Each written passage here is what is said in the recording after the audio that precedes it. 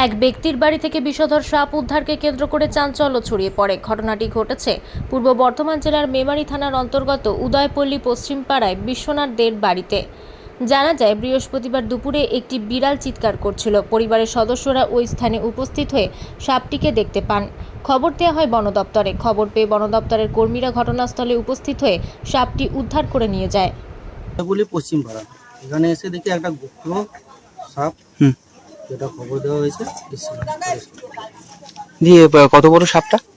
সাপটা মোটামুটি 3.5-4 ফুট মতো হবে। কতটা বিষাক্ত? সাপ তো এটা বিষাক্ত সাপই। আচ্ছা, এরকম বসত বাড়ির তলায় রয়েছে, কতটা আতঙ্ক এই ব্যাপারটা নিয়ে? এখন আমাদের কাছে এগুলো রেগুলার ব্যাপার হয়ে গেছে। হ্যাঁ, লোকাল পাবলিক কিন্তু আতঙ্কিত থাকবে। যদি হঠাৎ করে এরকম কারো ঘরে সাপ ঢুকে যায়, সেক্ষেত্রে কি করা উচিত? সেক্ষেত্রে আমাদের নম্বর দেওয়া আছে, আমরা ফোন করবো। যে আপনারা আজকে তুলে নিয়ে গেলেন, দিয়ে এবার কি করা হবে এটা? এটাকে আবার জঙ্গলে ছেড়ে দেওয়া হবে। জঙ্গলের জিনিস। মেমারি থেকে মৃত্যুঞ্জয় যশের রিপোর্ট, আনন্দ বার্তা।